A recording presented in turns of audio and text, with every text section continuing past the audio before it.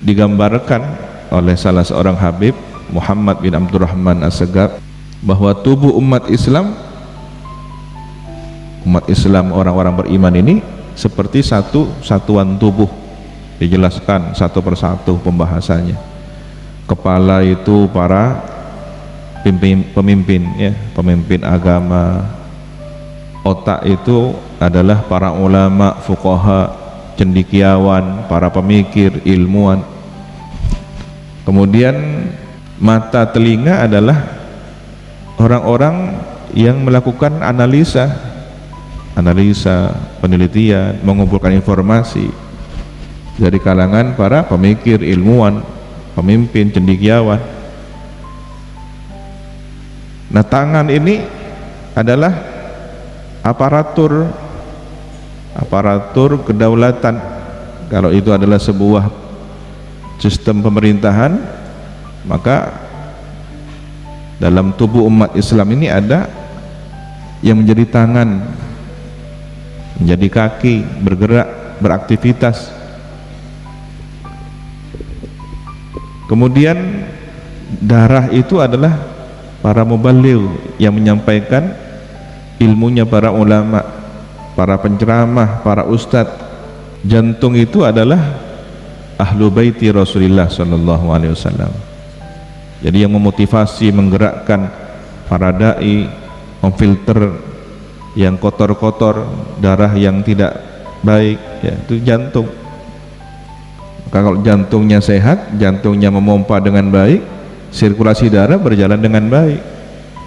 Fungsi ahlul bait harus menjadi penggerak, penyemangat. Jangan malah kemudian menghentikan kinerja jantung ini, kinerja aliran darah ini. Ruhnya apa? Ruhnya adalah baginda Nabi Muhammad SAW.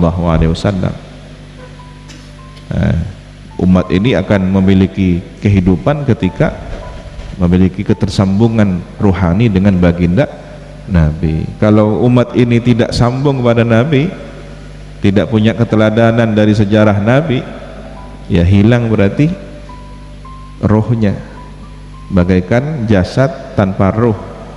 Kehidupan umat ini bagaikan jasad tanpa roh, tidak bermakna.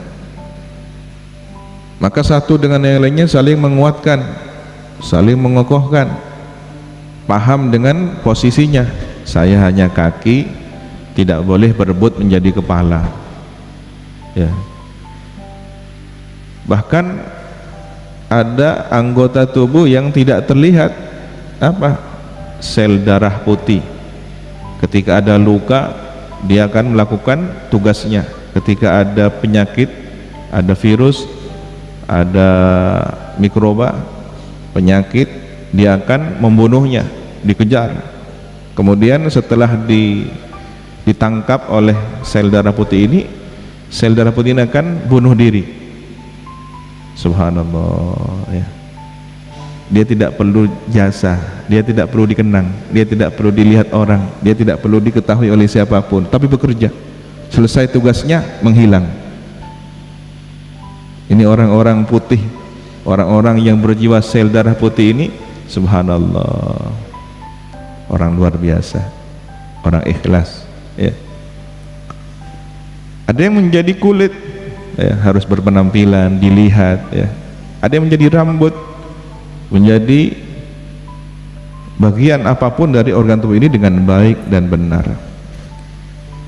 Bahkan sel-sel dalam tubuh kita ini adalah contoh dalam sebuah organisasi yang mengangkut, ini bagian akomodasi, bagian transportasi, semua harus bekerja. Kalau tidak, tubuh umat ini, tubuh umat Islam tidak akan sehat. Warawal Bukhari, dan meriwayatkan Imam Al-Bukhari wa Muslimun, dan Imam Muslim, an Abi Musa radhiyallahu anhu, dari sahabat Abi Musa radhiyallahu an, anin Nabi sallallahu alaihi wasallam, dari baginda Nabi sallallahu alaihi wasallam, qala, bersabda, al mu'min lil mu'mini kal bunyan, orang mukmin terhadap orang mukmin lainnya kal bunyani, seperti bangunan. Yashuddu ba'duhu ba'dan, menguatkan sebagian bangunan, ba'dan kepada sebagian yang lain, atau sebagian orang mukmin kepada sebagian orang mukmin lainnya. wasyabbaka, dan merapatkan baginda Nabi baina asabihi, antara dua jari jemarinya. Jadi jari jemari tangan kanan dan jari jemari tangan kiri dirapatkan, saling bersilang begini, ketika bersabda al mu'min lil mu'min kal bunyan yashuddu ba'duhu ba'dan, gitu.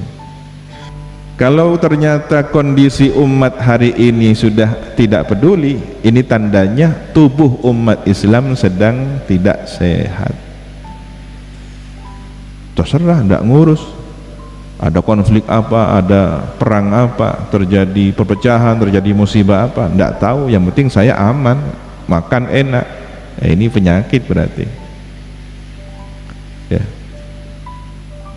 Dan ini harus bisa dimulai, harus bisa dibangun sejak dari pesantren. Teman satu kamar, harus ada kepedulian satu kamar.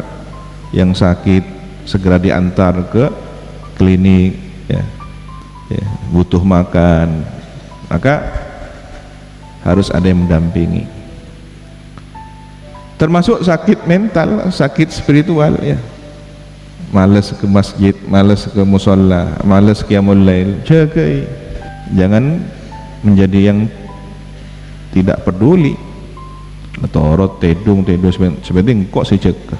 Bahkan merasa dirinya paling baik, tedung ngaping kok si tahajud. Ini tanda-tanda dia akan menjadi sosok individualis. Bagaimana kalau kemudian saudara kita ini dalam kondisi bermaksiat, berbuat salah, sudah dijelaskan unsur akhaka zaliman au mazluman, tolong saudaramu dalam kondisi dia berbuat aniaya atau dia teraniaya. Caranya bagaimana ketika berbuat aniaya? Hentikan perbuatan aniayanya itu cara peduli. Atau berdoa mudah-mudahan dia diberi hidayah dan berhenti dari perbuatan tercelanya. Setidaknya dengan doa, jangan hanya diam tidak peduli. Saling mendukung, saling menolong, membantu, menguatkan yang lainnya. Sebagaimana bersabda Nabi alaihi salatu wassalam, al-mu'minuna tatakafa dima'uhum. Orang-orang mukmin tatakafa ay tataqabal, setara, menjadi sepadan. Dima'uhum, darah mereka, ya, tidak ada darah merah, darah biru, sama semua. Andaikan itu ada darah A, darah B, darah O, itu hanya medis saja. Tetapi tidak ada ini darah bangsawan. Siapa yang paling terbaik dalam ketakwaannya? Itu yang paling mulia. Selain itu sama. Yang kaya membantu yang miskin, yang kuat membantu yang lemah, yang sehat membantu yang sakit.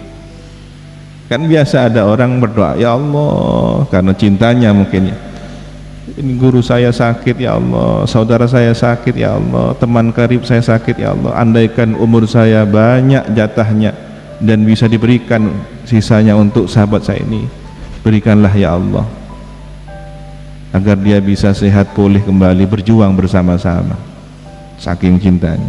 Bahkan ada yang kemudian memberikan seluruh sisa umurnya, ya Allah, jika saya punya sisa umur yang banyak, berikanlah seluruhnya untuk orang ini ya Allah, karena dia dibutuhkan umat, sedangkan saya bukan orang yang terlalu dipentingkan dalam perjuangan agama ini. Ada yang sampai seperti itu, ada yang minta umurnya diberikan.